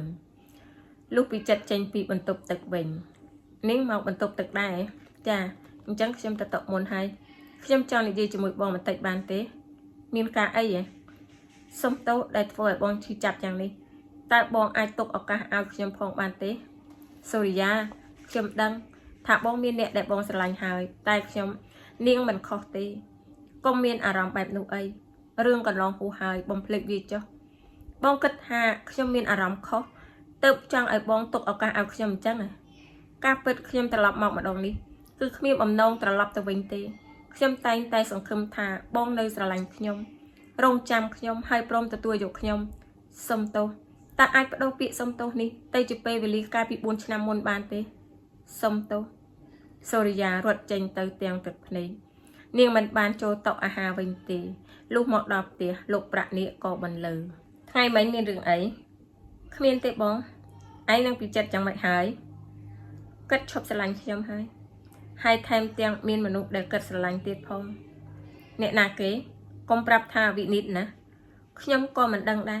pro hai chia kê nơi khăn nằng anh công mà ram ấy mình ấy tiết bông khiêm mình bỏ bong chào nghi tê trao hai bong cd bệ đông bật rồi bỏ bong nắng khiêm ban nhà từ chân hai tay chẳng mạch hái lục trang phá đôi chỉ chập rầm na vì tật đom sầm lấy nâng bật lên để bộ cật bằng cát láng prasad na ta bộ dương miên sòng khum ai chín châu tiệp sa bò tế cứ ai nạp bóng pro lục trang phá công pong tại phơi đầm ná màu Campuchia hai trắng về cận mặt đó ta cật sạn này ná rồi nick cho mình đăng tê pro cật tờ na một ná khmi đồ nạ đăng lại thay vì không dụ bị chuẩn mình tập bị bên chập bật lên thay mấy còn nằm kia tập bạc luôn để lơ salon ra này ngợp bằng quỳ hải dẫu tức phật bàn tay có bàn lơ tại rô vinit đại ông cùi ngô vì một computer anh vươn ấy nắng mình chơi hot thế bong chăm đạp nè trang vàng phật tạc cam mùi nơi chấn bàn chạ trên pisrok một lên Campuchia đầu khmer nè nạ đằng thà lộc nạ nơi tì nà lời lộc phun châu lý mình mến trăm tay chi phật tạc con nụ tì lộc thêm tiếng miên tiệp và so trong ca nịp buồn bật phình đại trên pi mà nô sinh chế tần á nâng aram bất thêm tiệt phong tam bữa để mình sắp xíu bàn lại đằng thà lộc anh chơi một Campuchia mình mến trăm tay chỉ cả đa còn xa nụ tì lộc đang xoay rốt bật phình mấy để phô trên pi tịch đây ở cha rì dẹp mình nì hãy ai cái chọc án ra này gì chọc hay năng hơi mấy cái đọt đằng hàm thống bị chật xù ta là cột nhóm ai đôi chỉ khét thế nó anh bất chỉ ai dù bị chuyên thường ở bằng lứa bông khỉ mình chăm bạch lên tới chật châm thơ mạch nằng ai khai chia là ta co bán bà ai mình chọn phóng thơ mạch nằng ái là ta co khuôn ai đi buôn bật phên khuôn ai cô ai miên mô ta cạc phịt nè nhóm tới kênh hai riêng trai xuất đây bông sự bắn lọ vì nét đa tới đào khăn computer tay chữ mùi việc còn đa tới tới hỏi vì chất bay trên được khơi ta sầm đầy bị nít này hạ bậy đôi chia rồi sạp rồi sò có stu ngợp làng đai cho tới bận tục play này khăn có đá bật play rồi bọc luôn mọc ông quay nơi bị một computer lúc bật làng này có hơi có đá bật play lúc tới ở vị nít show mọc hỏi bận lờ làng sau máu snai ôn hạt ấy có bong ao vì một nhóm cái anh tha bị rối tại bong mình chơi chặt ao châm lên việt đấy đi chụp bật lên tì môi để bong sờ xề năng miên tì pí tì bay bận to tiệt bong nơi chăm ai nơi làng vì nít hạ sập bài chặt nấu bê khơi bị chặt prom sờ xề bật play tai niên mình đằng thá mua là hai ở vậy để phô ao du bị chuồn flap đôi chặt giang lì lại mà là vì bận lờ tách ta ở vậy để phô ở cắt flap đôi chặt giang ní cứ khuôn ai năng hải bàn na ưu tiên nhóm vì chỉ tìm một tận hiệp na đại phật là co khuôn ai đi buôn bật phim khuôn ai bàn hơi rất tại cha thêm tiệt nút nè trong riêng đo là bảy mình trâm tại miền tây đom sầm lên virus thêm tiếng ai sẽ xây bật phim để khuôn ai thêm tiệt ní mình bên chỉ riêng là o tê cứ là o khăng na bị chết bàn chlong pot o nơi sầm màu ạ tây ta cả tụ bay chỉ cả trong trăm nơi miền tây tuổi còn đào tại ca ruột nơi bạch chụp bònរបស់យុវជនគឺមានសេចក្តីសុខណាស់នេះគឺព្រោះដោយសារក្មេងស្រីម្នាក់ឬតើការចងចាំដល់តិចតួចនោះពិតជាគ្មានរូបសូរិយានៅក្នុងចិត្តមែនទេចុះសូរិយាដែលមានសង្ឃឹម 100% ក្នុងការវិលត្រឡប់មករកយុវជននឹងទៅជាយ៉ាងណាទោះបីជាយ៉ាងណាកំហុសស្នេហាមួយនេះគឺសូរិយាតែងតែដាក់មកលើខ្លួននាងក្រៀមក្រំណាស់ស្ទើរតែគ្មានព្រលឹងនៅក្នុងខ្លួនវិនិតដើរចូលក្នុងបន្ទប់ភ្លេងក៏ភ្ញាក់ព្រឺតគឺអ្នកនាងទេសុំតោខ្ញុំរំខានហើយឈប់សិនតើលោកចូលមកនាងការអីហ៎ខ្ញុំគិតថាមកសុំប័ណ្ណភ្លេងនេះមើលតែមិនអីទេចាំលើកក្រៅក៏បានខ្ញុំទៅវិញហើយតើប័ណ្ណអីគេគឺឲ្យមកខ្ញុំសុំមើលបន្តិចមកវិនិតហុចក្រដាស់ប័ណ្ណភ្លេងទៅសូរិយាហាក់បីដូចជាស្ទើរជំនាញខាងព្យ៉ាណូណាស់ប័ណ្ណភ្លេងដកអន្លួងអន្លោចបានបន្លឺឡើងធ្វើឲ្យនាងនឹកឃើញថ្ងៃដែលនាងចាក់ចេញពីពិចិត្តដំណក់ទឹកភ្នែកស្រក់ចុះវិនិតហាក់យល់ច្បាស់ពីអារម្មណ៍ឈឺចាប់របស់សូរិយានាងនៅស្ងៀមមិននិយាយស្ដីតែបន្ទាប់ពីប័ណ្ណភ្លេងត្រូវបានបញ្ចប់សូរិយាក៏បន្លឺឡើងប័ណ្ណនេះពីរោះណាស់លោកជាអ្នកធ្វើវាមិនមែនទេបើមិនមែនលោកតើនរណាជាអ្នកធ្វើគឺបងពីចិត្តគឺគាត់សូរិយាយំហ៊ូគឺយំខ្លាំងណាស់វិនិតបន្លឺសុំតោខ្ញុំមិនគួរឲ្យអ្នកនាងឃើញប័ណ្ណនេះទេមិនអីទេខ្ញុំគួរតែអរគុណលោក បើការនោះខ្ញុំដឹងថាកាត់ឈឺចាប់យ៉ាងនេះខ្ញុំនឹងមិនចាក់ចេញពីកាត់ទេហេតុអីក៏ខ្ញុំធ្វើអញ្ចឹងបងពិចិត្រមិនដែលបន្ទោសអ្នកនាងទេកាត់និយាយថាបើសិនជាគាត់ក៏កាត់ធ្វើអញ្ចឹងដែរប៉ុន្តែគ្រប់យ៉ាងគឺហួសពេលហើយលោកដឹងទេកាត់ឈប់ស្រឡាញ់ខ្ញុំហើយកាត់មានមនុស្សដែលកាត់ស្រឡាញ់ហើយតើឲ្យខ្ញុំធ្វើយ៉ាងម៉េចរឿងនេះតើលោកស្គាល់មនុស្សស្រីដែលកាត់ស្រឡាញ់ទេតើនាងធ្វើការអីរស់នៅឯណាតើខ្ញុំស្គាល់នាងទេខ្ញុំនិយាយការពិតចុះចាប់ពីខ្ញុំរស់នៅជាមួយនឹងកាត់មកខ្ញុំមិនដែលឃើញកាត់មានទំនាក់ទំនងជាមួយមនុស្សស្រីណាជាពិសេសនោះទេឬមួយក៏កាត់កុហកខ្ញុំកាត់ប្រហែលជានៅខឹងនឹងខ្ញុំមែនហើយទើបកុហកខ្ញុំមិនត្រូវអស់សង្ឃឹមងាយៗទេមែនទេបាទត្រូវហើយអរគុណលោកខ្ញុំទៅវិញហើយនេះប័ណ្ណភ្លេងរបស់លោកអរគុណសូរិយាហាក់មានសង្ឃឹមឡើងវិញតែវិនិច្ឆ័យកំពុងស្ថិតនៅក្រោមផ្ទៃមេឃដ៏ស្រអាប់នាងសិនជប់សិនជឹងតែម្នាក់ឯងពិចិត្របន្លឺអង្គុយហាសន្សើមដល់ណាទៀតគឺបងទេពិបាកចិត្តរឿងអីគ្មានទេគ្រាន់តែនឹកដល់ម៉ែប៉ុណ្ណោះមិនមែនរឿងចុះកុងត្រាទេឯងគិតយ៉ាងម៉េចខ្ញុំសម្រេចចិត្តថាប្រាប់គាត់នៅថ្ងៃស្អែកនេះបងទៅជាមួយឯងកុំអី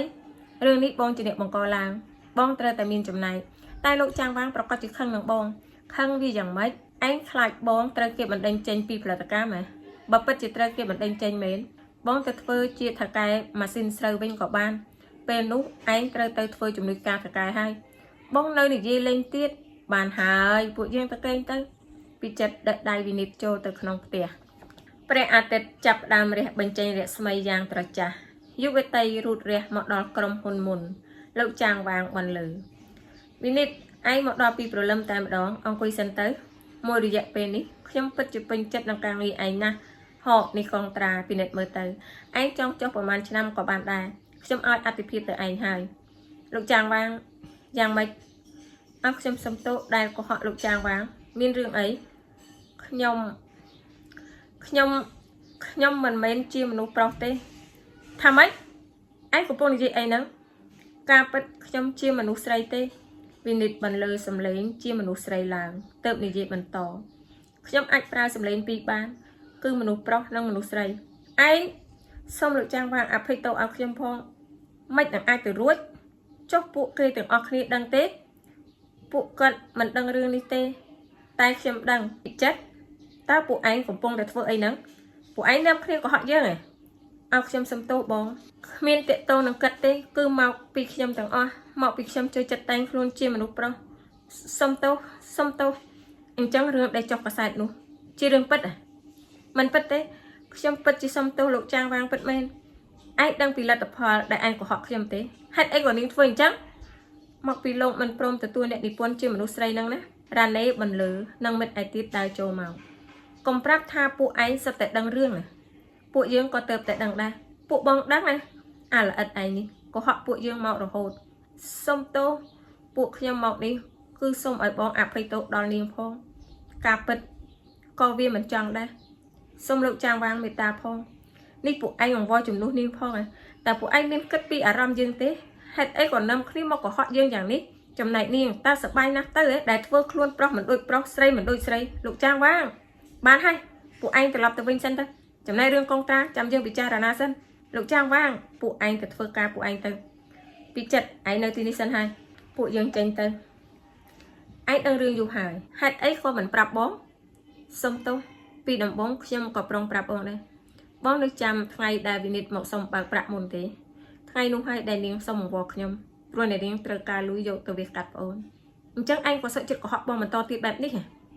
បើបងដឹងហើយតើបងទទួលវិនិច្ឆ័យជាអ្នកនិពន្ធទៀតទេហើយនិយាយចោះនិយាយឡើងពួកឯងនៅតែខ្លាចយើងបដិសេធវិនិច្ឆ័យបងសួរឯងតាមត្រង់តើឯងស្រឡាញ់វិនិច្ឆ័យមែនទេចុះសូរិយាខ្ញុំថារឿងនេះមិនតាក់ទងនឹងគ្នាទេបងក៏ដឹងអ្នកនិពន្ធមានសមត្ថភាពយ៉ាងនេះយើងមិននឹងអាចបាត់បង់នាងបានតែបងធ្លាប់បោះបង់អ្នកនិពន្ធដែលមានសមត្ថភាពអស់ច្រើនហើយឬមួយឯងគិតថាបងអាចទទួលវិនិច្ឆ័យខ្ញុំមិនដឹងមូលហេតុអ្វីបានជាបងមិនព្រមទទួលអ្នកនិពន្ធស្រីនោះទេតែម្ដងនេះបងមិនអាចបដិសេធនាងបានឡើយឯងចង់ដឹងមូលហេតុដែលធ្វើឲ្យបងបដិសេធអ្នកនិពន្ធស្រីទាំងអស់នោះទេគឺព្រោះតែខ្លាចឯងភ្លេចសូរិយាឯងដឹងទេបងនិយាយអីសូរិយាមិនដែលបំភ្លេចឯងម្ដងណាឡើយនាងតែបារម្ភពីឯងភ័យខ្លាចឯងទៅស្រឡាញ់ផ្សេងបំភ្លេចនាងចោលឯងដឹងទេបងចង់និយាយថាព្រោះតែខ្ញុំទើបធ្វើឲ្យបងបដិសេធអ្នកនិពន្ធទាំងអស់នោះហេតុអីក៏បងធ្វើអញ្ចឹង cứ pro tại sao rồi gia niên sao lạnh anh tại các thợแบบนี้បងមិនគិតថាវាអាត្មានិយមពេកទេដើម្បីបងស្រីបងចុះចំណែកខ្ញុំ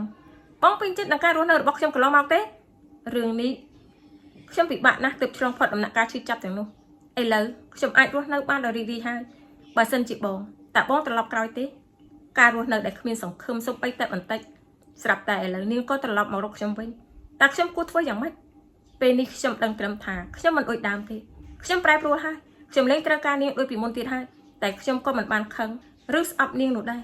គ្រាន់តែខ្ញុំទទួលនាងគឺមិនបានទេព្រោះខ្ញុំបានស្រឡាញ់មនុស្សម្នាក់ផ្សេងរួចទៅហើយមនុស្សម្នាក់នោះគឺវិនិច្ឆ័យមែនទេបាទជប់បងបដិសេធនាង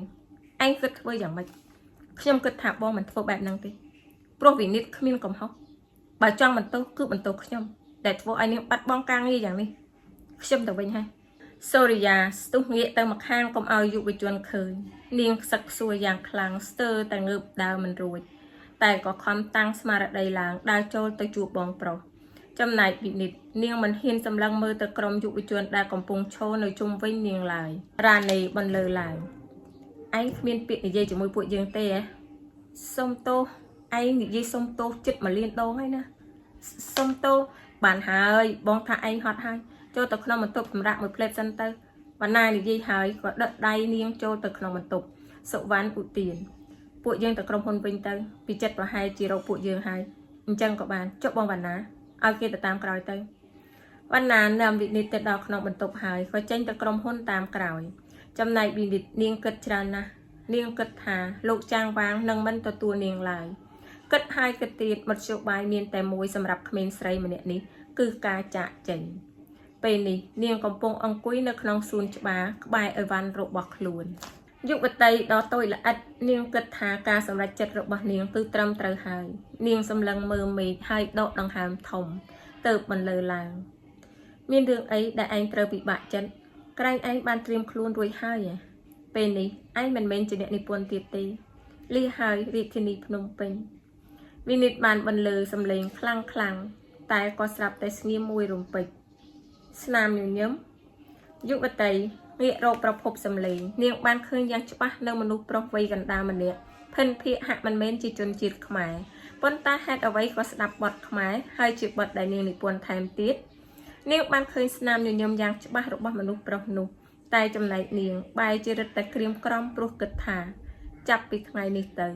បទចម្រៀងរបស់នាងនឹងគ្មានឱកាសចេញផ្សាយទៀតឡើយវិនិច្ឆ័យដកដង្ហើមធំទៀតហើយស្រាប់តែនាងភ្ញាក់ព្រឺតនៅពេលបរិះកូនកាត់ម្នាក់នោះហុចកាសត្រចៀកមកឲ្យខ្លួនដោយនិយាយភាសាខ្មែរទាំងរដិបរដប់ស្ដាប់ចម្រៀងនេះទៅវិនិច្ឆ័យហូងយកកាសត្រចៀកមកស្ដាប់នាងញញឹមលាយនឹងដំណក់ទឹកភ្នែកដែលស្រក់ចុះមិនអាចខិតបានបុរសវ័យកណ្ដាលក៏ទៅអង្គុយក្បែរនាងហើយនៅតែនិយាយទាំងរដិបរដប់ថាស្ដាប់បទនេះហើយនាងគួរតែញញឹមហេតុអីក៏យំសុំទោសធ្វើឲ្យពូភ័យហើយលោកពូមិនមែនជាជនជាតិខ្មែរទេមែនទេត្រូវហើយខ្ញុំជាជនជាតិចិនខ្ញុំមកកម្ពុជាដើម្បីដើរកម្សាន្តតែលោកពូនិយាយខ្មែរបានច្បាស់ណាស់ខ្ញុំមានមិត្តភ័ក្តិម្នាក់នាងជាជនជាតិខ្មែរនាងជាអ្នកបង្រៀនខ្ញុំនិយាយអញ្ចឹងទេលោកពូជួយចិត្តស្ដាប់បទនេះហ៎ត្រូវហើយនេះជាបទស្នាមញញឹមកាលពីស្ដាប់ដំបូងខ្ញុំពុំសូវយល់ន័យរបស់វាទេតែបទភ្លេងនេះពិរោះខ្លាំងណាស់វាបានចាក់ជ្រៅទៅក្នុងអារម្មណ៍របស់ខ្ញុំឲ្យនឹកទៅដល់អ្នកសរសេរបទភ្លេងនេះនឹកដល់អ្នកសរសេរបទភ្លេងត្រូវហើយឮថាអ្នកនិពន្ធបទភ្លេងនេះគឺជាក្មេងប្រុសតូចម្នាក់ទើបតែមានអាយុ18ទៅ19ឆ្នាំប៉ុណ្ណោះខ្ញុំយល់ថាគេមានបេះដូងដ៏ស្រស់ស្អាតមានចិត្តស្រឡាញ់តន្ត្រីស្រឡាញ់ពិភពលោកពិសេសអ្នកនៅជុំវិញខ្លួនតែនាងធ្លាប់ជួបគេទេខ្ញុំមកកម្ពុជាម្ដងនេះក៏មានបំណងជួបនឹងគេដែរនិយាយឲ្យចំទៅខ្ញុំពេញចិត្តសមត្ថភាពរបស់គេណាតែលោកពូគិតទៅរកគេនៅឯណានៅផលិតកម្មនេះទេតែនាងស្គាល់ទេខ្ញុំស្គាល់តែលោកពូប្រហែលជាមិនបានជួបនឹងគេទេហេតុអីការពិតអ្នកនិពន្ធបទភ្លេងនេះជាមនុស្សស្រីទេនាងចង់បានន័យថាម៉េចការពិតអ្នកនិពន្ធបទចម្រៀងនេះជាមនុស្សស្រីទេប៉ុន្តែបន្លំខ្លួនជាមនុស្សប្រុសនាងបានសារភាពហើយក៏ដឹងខ្លួនខុសដែរដែលកុហកអ្នកគ្រប់គ្នាទើបនាងសម្រេចចិត្តចាក់ចេញទៅ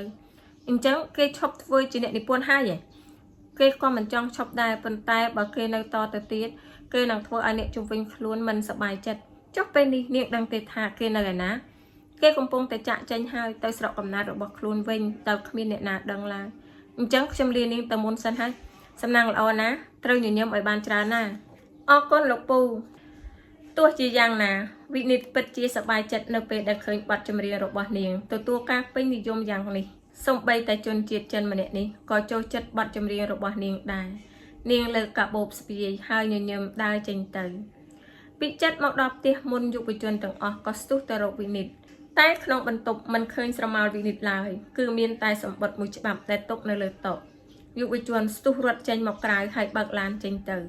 វិនិច្ឆ័យអង្គុយលើឡានក្រុងដោយទឹកមុខស្រពោននាងមិនបានឮសូរសំឡេងដែលពីចិត្តស្រែកហៅនាងឡើយឡានបានចាក់ចេញពីបេនទៅហើយឯចរាចរណ៍ក៏ស្ទះចង្អៀតទៀតពីចិត្តថយឡានបើកទៅតាមផ្លូវមួយទៀតថ្លៃពីយុវជនទាំងអស់មកដល់ផ្ទះមានភាពស្ងាត់ជ្រងំរ៉ាណេឃើញសម្បត្តិវិនិច្ឆ័យដែលពីចិត្តដាក់នៅលើតុក៏បន្លឺឡើងស្រីច្រមុះនេះចាក់ចេញពីយើងហើយឯងនិយាយអីពួកបងអានសម្បត្តិនេះទៅឲ្យខ្ញុំសុំទោសពួកបងផងអរគុណកន្លងមកដែលពួកបងថែរក្សាខ្ញុំស្រឡាញ់ខ្ញុំដូចជាបងប្អូនតែខ្ញុំមិនចង់បង្កការលំបាកដល់ពួកបងទៀតទេខ្ញុំទៅស្រុកវិញហើយសូមថែរក្សាខ្លួនផងសូមទោសវិនិច្ឆ័យតើនរណាចង់ឲ្យនាងទៅនោះវណ្ណាឧទានតើពីចិត្តដឹងរឿងនេះទេសុវណ្ណបន្លឺខ្ញុំទេតកើតអាឡូតើបងនៅឯណាពួកអញឃើញសម្បត្តិហើយមែនទេបាទបងទៅយកវិនិច្ឆ័យមកវិញបានហើយបងកំពុងបើកឡានចាំបងតាកតងទៅឯងវិញបាទបងត្រូវតែយកនាងមកវិញឲ្យបានណាបងយ៉ាងម៉េចហើយគាត់ទៅតាមរកវិនិច្ឆ័យហើយពួកយើងកុំបារម្ភអីពីចិត្តបើកឡានមកដល់ស្ទងនីឈោចាំនៅមាត់ទ្វារឡានក្រុងដែលចុះសម្រាកនៅក្នុងភោជនីយដ្ឋានវិនិច្ឆ័យដើរចុះពីឡានមកក្នុងអាការៈដូចជាហត់ហេវណាស់តែត្រូវភ្ញាក់មួយរំពេចនៅពេលឃើញពីចិត្តឈោសម្លឹងមើលមកបងទៅយកអីវ៉ាន់មកពួកយើងត្រឡប់ទៅវិញខ្ញុំមិនទៅវិញទេឯងជាមនុស្សបែបនេះហ៎ខ្ញុំមិនចង់ព្រោះតែខ្ញុំធ្វើឲ្យពួកបងពិបាកនោះទេតើពួកបងពិបាករឿងអីលោកចាំងវាងមិនខឹងនឹងបងទេបើឯងមិនត្រឡប់ទៅវិញទើបគាត់ខឹងនឹងបងគាត់ឲ្យបងមកនឹមឯងទៅចុះកងត្រាឯងដឹងទេថាម៉េចឬឯងមិនចង់ទៅវិញទេខ្ញុំទៅបងចាំមួយផ្លេតណាវិនិច្ឆ័យរត់ទៅយកអីវ៉ាន់ហើយក៏ទៅប្រាប់ពូទៅកងឡានយុវវ័យទាំងពីរក៏ធ្វើដំណើរត្រឡប់មកវិញប៉ុន្តែមេឃក៏ផ្ដើមងងឹតព្រះភិរុនក៏ចាប់ផ្ដើមបង្អុរខ្ពស់មកដល់ផ្ទះសំណាក់មួយយុវជនក៏ឈប់នៅទីនោះពួកយើងសម្រាប់នៅទីនេះសិនហើយចាំស្អែកចាំបន្តដំណើរទៀតឯងឈរធ្វើអីទៀតឆាប់ចូលមកចាតើពួកលោកត្រូវការអីដែរអ្នកធ្វើការក្នុងផ្ទះសំណាក់សួរខ្ញុំត្រូវការបន្ទប់ស្នាក់នៅមួយយប់បន្ទប់សុំចាំមួយផ្លេតតើលោកត្រូវការប៉ុន្មានបន្ទប់ដែរ2បន្ទប់វិនិច្ឆ័យតបសុំទោសពួកយើងនៅសល់តែមួយបន្ទប់ទេពីចិត្តសម្លឹងទៅវិនិច្ឆ័យអ្នកទទួលភ្ញៀវបន្តអ្នកទាំងពីរអូនាងជាប្អូនស្រីខ្ញុំអញ្ចឹងមានអីណាខ្ញុំថាមេឃនេះមិនងាយរាំងភ្លៀងទេលោកគួរតែស្នាក់នៅមួយយប់សិនទៅតើលោកគិតយ៉ាងម៉េចដែរមិនអីទេពួកខ្ញុំស្នាក់នៅអញ្ជើញមកតាមខ្ញុំមកនេះជាបន្ទប់ពួកលោកហើយបើលោកត្រូវការអីលោកអាចទៅសេវាកម្មពួកខ្ញុំបានបាទអរគុណខ្ញុំទៅវិញហើយបាទចាហើយទីបំផុតបានសម្រាប់ហើយពីចិត្តប្រាស់ខ្លួនទៅលើក្រេភ្លេចគិតវិនិច្ឆ័យដែលកំពុងឈរត្រឹងមិនដឹងថាត្រូវដេកកន្លែងណាយុវជនបន្លឺឯងមិនក្រែងទេខ្ញុំពួកយើងមិនមែនមិនធ្លាប់ក្រែងក្រេជាមួយគ្នាណាមែនទេឆាប់មកក្រែងមកខ្ញុំក្រែងខាងក្រោមបានហើយវិនិច្ឆ័យអង្គុយទៅលើការ៉ូបងនិយាយលេងតាឯងទៅក្រែងលើក្រេទៅពីចិត្តបោះខ្នាយហើយគាត់ទៅក្រែងក្បែរវិនិច្ឆ័យមិនអីទេបងក្រែងលើក្រេទៅខ្ញុំក្រែងត្រង់នេះបានហើយតែបងសម្រេចថាក្រែងត្រង់នេះហើយឬឯងចង់ក្រែងក្បែរបងដែរអ្នកណាចង់ក្រែងក្បែរបងវិនិច្ឆ័យស្ទុះទៅក្រែងលើក្រេទាំងពីរនាក់ក៏លងលក់ទៅសូរិយាកំពុងធ្វើការនៅក្នុងបន្ទប់ក្រាន់តែក្រឡេកឃើញលោកហ្វុនជូលីនាងក៏ស្ទុះងើបឡើងទៅទទួលរាក់ទាក់ដោយក្តីរំភើបរីករាយលោកអញ្ជើញមកដល់ទាំងព្រលឹមតែម្ដងបើកុំតែនាងខិតម្លេះខ្ញុំមករកនាងតាំងពីយប់ម្លេះអញ្ជើញអង្គុយសិនទៅនាងដឹងច្បាស់ហើយថាខ្ញុំមកកម្ពុជាក៏ព្រោះតែអ្នកនិពន្ធវ័យក្មេងម្នាក់នោះចុះពេលនេះគេនៅឯណាបន្តិចទៀតគេប្រហែលជាមកដល់ហើយលោកអញ្ជើញពិសាទឹកសិនទៅក្រុមហ៊ុននាងមិនមែនបដិសេធនឹងវិនិច្ឆ័យទេ មិនក៏លោកសួរអញ្ចឹងព្រោះតែវិនិច្ឆ័យជាមនុស្សស្រីមិនមែនជាមនុស្សប្រុសហេតុអីក៏លោកដឹងរឿងនេះខ្ញុំបានឮក្មេងស្រីម្នាក់និយាយតើវាជារឿងពិតទេមិនពិតទេអ្វីក្បិតតែវិនិច្ឆ័យបានកុហកពួកយើងតែពួកយើងមិនអនុញ្ញាតឲ្យនាងឈប់ឡើយលោកកុំបារម្ភអីអូនោះបងប្រុសរបស់ខ្ញុំមកដល់ហើយជំរាបសួរលោកបាទសួស្តីលោកនិយាយភាសាខ្មែរបានច្បាស់ល្អណាស់ត្រូវអរគុណប្អូនស្រីរបស់លោកហើយនាងជាគ្រូដ៏ល្អរបស់ខ្ញុំអរគុណតើពេលណាខ្ញុំអាចជួបវិនិច្ឆ័យនឹងយុវជនមួយក្រុមនោះសូមលោកចាំបន្តិចទៀតទៅពួកគេកំពុងតែធ្វើដំណើរមកហើយសូមទោសលោកប្រាក់នេះទទួលទូរស័ព្ទហើយបែរជាអស់សង្ឃឹមខ្លាំងណាស់លោកស្រដីទៅកាន់លោកចៅលីសូមទោសលោកគ្រួសារវិនិច្ឆ័យមានរឿងកើតឡើងពួកគេប្រហែលជាមិនបានមកជួបលោកនៅក្នុងថ្ងៃនេះទេបានន័យថានាងមិននៅក្នុងរាជធានីភ្នំពេញនេះទេមែនទេបាទ2ថ្ងៃទៀតខ្ញុំត្រូវត្រឡប់ទៅវិញហើយតើខ្ញុំអាចជួបនឹងពួកគេទេបាទប្រកាសណាស់លោកខ្ញុំនឹងតាក់ទងទៅលោកនៅពេលក្រោយសម្រាប់អញ្ចឹងចុះខ្ញុំត្រឡប់ទៅវិញហើយសូរិយាខ្ញុំលានាងសិនហើយចាស់លោកហើយតើពួកគាត់ទៅណាបងពីចាត់ជូនវិនិច្ឆ័យទៅសៀមរាបហើយពួកគេទៅតែ2នាក់ទេមិនដឹងទេបន្ទាប់ពីទទួលបានទូរស័ព្ទរបស់ម្ដាយហើយវិនិច្ឆ័យពិតជាបារម្ភខ្លាំងណាស់គ្រាន់តែចុះទៅដល់មុខផ្ទះភ្លាមនាងស្ទុះរត់ចូលទៅក្នុងផ្ទះប៉ុន្តែពុំមានឃើញនរណាសោះតារាក៏មកដល់វិនិច្ឆ័យសួស្ដីបងតារាឯណាម៉ែនិងប្អូនខ្ញុំពួកគាត់អញ្ជើញទៅប៉ុស្តិ៍ប៉ូលីសហើយពួកយើងទៅប៉ុស្តិ៍ប៉ូលីសទៅវិណាតត្រូវប៉ូលីសចាប់ពីបទនៃការប្រើប្រាស់ថ្នាំញៀនពេលនេះយុវជនស្ថិតនៅក្នុងសភាពញៀនថ្នាំនៅឡើយអ្នកមីងវិណាខ្សឹកខ្សួរខ្លាំងណាស់គាត់ស្ទើរតែទុកខ្លួនមិនជាប់ហេតុអ្វីក៏កូនប្រុសរបស់គាត់ខ្លាចជាយ៉ាងនេះវិនិច្ឆ័យតាំងស្មារតីដើរចូលទៅរកប្អូននិងម្ដាយដែលកំពុងស្រក់ទឹកភ្នែកម៉ែអ្នកមីងជាអាណាព្យាបាលរបស់សាវិណាតទេចាតើខ្ញុំគួរធ្វើយ៉ាងណាលោកប៉ូលីសបើអ្នកមីងសហការជាមួយប៉ូលីសអ្នកមីងត្រូវតែបញ្ជូនកូនអ្នកមីងទៅមណ្ឌលកែប្រែដើម្បីព្យាបាលការញៀនថ្នាំខ្ញុំមិនទៅទេម៉ែឲ្យថ្នាំមកខ្ញុំវិណាតស្រែកឡើងក្នុងអាការៈពិបាកខ្លាំងណាស់នៅក្នុងខ្លួនដែលឃើញយុវជនស្ថិតក្នុងសភាពចាប់យើងពេកប៉ូលីសក៏នាំគេចូលទៅក្នុងប៉ុស្តិ៍វិញចំណែកវិនិច្ឆ័យឃើញសុខភាពម្ដាយហាក់មិនស្រួលតែសោះក៏ឲ្យវិនិច្ឆ័យនាំកាត់ត្រឡប់មកផ្ទះមុនបងជូនឯងនិងអ្នកមីងទៅមិនអីទេបងខ្ញុំជិះម៉ូតូមកបងនៅជាមួយបងវិនិច្ឆ័យឲ្យបានជាគ្នាទៅតោះម៉ែពីចិត្តទូរស័ព្ទចេះតែរកឥតឈប់នេះក៏បិទទូរស័ព្ទចោលហើយក៏ចូលទៅអង្គុយក្បែរវិនិច្ឆ័យយុវតីបានសហការជាមួយប៉ូលីសនាងបានចូលទៅនិយាយលួងលោមប្អូននៅក្នុងបន្ទប់បងនៅចាំខ្ញុំខាងក្រៅហើយវិនិច្ឆ័យដើរចូលទៅអង្គុយពីមុខប្អូនទឹកភ្នែកក៏ចាប់ផ្ដើមស្រក់ចុះសុំទោសដែលបងមិនបានមើលថែរក្សាឯងឲ្យបានល្អបើបងដឹងថាមានរឿងបែបនេះកើតឡើងចំពោះឯងបងមិនចាក់ចោលផ្ទះនោះទេបងសូមអង្វរតើបានទេតើមណ្ឌលកែប្រែជាមួយបងទៅណាវិនិច្ឆ័យឈោងចាប់កាន់ដៃប្អូនដែលស្ថិតក្នុងភាពញើសទៅត្រូវវិណាតខំពង្រឹងស្មារតីឡើងហើយស្រដីទាំងទឹកភ្នែកសុំទោសខ្ញុំខុសហើយបងខ្ញុំមិនគួរណាជឿតាមមិត្តភ័ក្តិហើយមានចិត្តចង់សាកល្បងយ៉ាងនេះទេទាំងពីរអ្នកបងប្អូនយំអោបគ្នាជាប់ចំណែកពិចិត្រកំពុងឈរនិយាយទូរស័ព្ទតិចនៅក្រៅបន្ទប់ជាមួយលោកប្រាក់នេះបងឲ្យឯងឆាប់នាំវិនិច្ឆ័យត្រឡប់មកវិញពួកយើងទៅមិនទាន់បានទេបងតើពួកឯងកំពុងតែធ្វើអីហ្នឹងឯងដឹងទេឯងកំពុងតែធ្វើឲ្យបាត់បង់ឱកាសល្អហើយណាប៉ុន្តែអញ្ចេះទៅបើវិនិច្ឆ័យមកមិនទាន់បានទេឯងត្រឡប់មកមុននាងសិនមកគិតក៏ចង់ជួបឯងដែរតែខ្ញុំមិនអាចទៅចោលវិនិច្ឆ័យបានទេទុកឲ្យខ្ញុំនិយាយបងខ្ញុំគឺសូរិយាណាបងក្រុមហ៊ុននៅចិនគិតចង់សហការជាមួយពួកយើងគិតពិតជាចង់ជួបវិនិច្ឆ័យហើយនឹងបងពិតមែនតែថ្ងៃស្អែកនេះគិតត្រូវត្រឡប់ទៅវិញហើយបើវិនិច្ឆ័យមិនអាចមកជាមួយបងបានបងគួរតែត្រឡប់មកមុននាងសិនបានទេសុំទោសខ្ញុំទៅមិនបានទេវាជាក្តីស្រមៃរបស់បងណានេះជាឱកាសតែមួយគត់បើគិតពិតជាចង់ជួបពួកយើងមែនគិតក៏អាចរងចាំពួកយើងបានដែរសុំទោសផងខ្ញុំមិនអាចត្រឡប់ទៅវិញនៅពេលនេះបានទេអាឡូពួកគាត់ហៅបងត្រឡប់ទៅវិញហ៎គ្មានទេតើវិណាតយ៉ាងម៉េចហើយគេយល់ព្រមទៅមណ្ឌលកែប្រែហើយយល់ល្អបងត្រឡប់ទៅវិញមុនទៅកុំឲ្យលោកចាងវាងនិងអ្នកនាងសូរិយាបារម្ភបងមិនទៅចោលឯងទេថ្ងៃស្អែកបងជូនឯងទៅមកបងជូនឯងទៅផ្ទះពីចិត្តគៀកស្មាវិនិច្ឆ័យដើរចេញពីប៉ុស្តិ៍ប៉ូលីសរហូតទៅដល់ឡានបន្ទាប់ពីជូនវិនិច្ឆ័យទៅដល់ផ្ទះហើយនេះក៏ទៅសម្រាកនៅផ្ទះសំណាក់ចំណែកយុវជនទាំងអស់គឺមានការព្រួយបារម្ភណាស់បន្ទាប់ពីទេទៅពីចិត្តហើយវណ្ណាទេទៅរកយុវតីអាឡូបងគ្រាន់តែបារម្ភពីឯងប៉ុណ្ណោះមិនអីទេតើពួកបងសុខសប្បាយទេ ពួកបងមិនអីទេតែក្រុមហ៊ុនមានបញ្ហាអីមែនទេគ្មានទេឯងកុំបារម្ភអីបានហើយប្រញាប់ចូលគេងទៅចាហើយស្រីច្រមុះនោះប្រហែលជាពិបាកចិត្តខ្លាំងណាស់ហើយមើលទៅបងពីចិត្តសុខចិត្តបោះបង់ឱកាសមួយនេះក៏ព្រោះតែចង់នៅលួងលោមនាងហើយមើលទៅពីចិត្តនិងក្រុមគ្រួសារវិនិតបានជូនវិណាទៅដល់មណ្ឌលកែប្រែខេត្តបន្ទាយមានជ័យ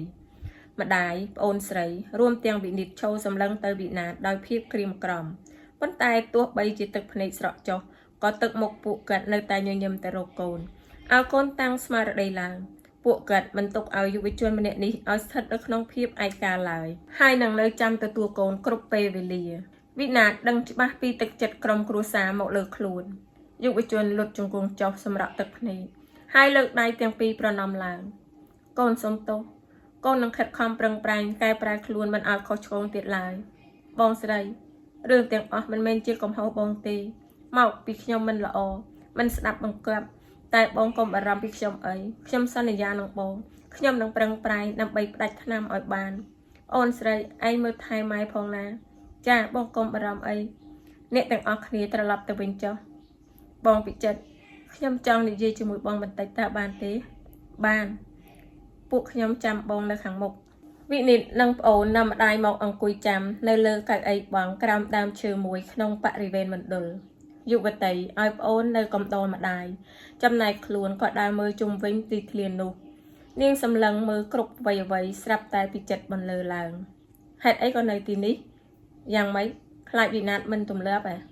តាំងពីតូចមកគេមិនដែលទៅឆ្ងាយផ្ទះទេការពិតទីនេះស្រស់ស្អាតណាស់ខ្ញុំមិនដែលនឹកគិតថាខ្ញុំអាចចូលមកដល់ទីនេះឡើយ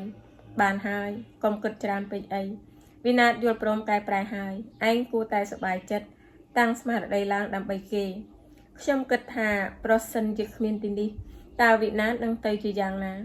អរគុណលោកជំទាវប៊ុនរ៉ានីនិងសម្ដេចខ្លាំងណាស់ដែលបង្កើតឲ្យមានទីកន្លែងនេះឡើងត្រូវហើយតើវិណាតនិយាយអីជាមួយបងខ្លះគ្មានអីទេគេគ្រាន់តែផ្ដាំបងឲ្យជួយមើលឯងប៉ុណ្ណោះបងជឿថាវិណាតនឹងខំប្រឹងប្រែងដើម្បីកែប្រែខ្លួនឯងកុំបារម្ភគេអាចធ្វើបាន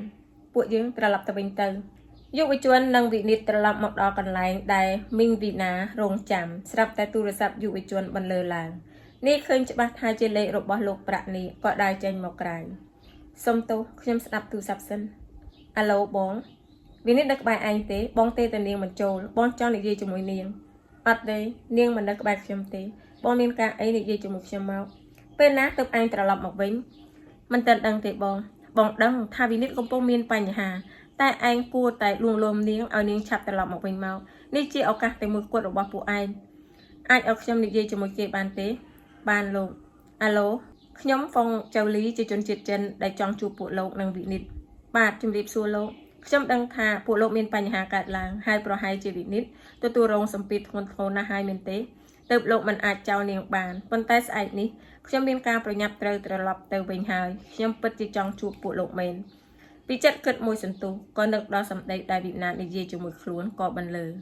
បានខ្ញុំនឹងព្យាយាមនាំវិនិតត្រឡប់ទៅវិញអរគុណហើយរឿងបេះដូងកវីភាគ15សូមបញ្ចប់តែត្រឹមនេះសិនជួបគ្នានៅវីដេអូក្រោយភាគ16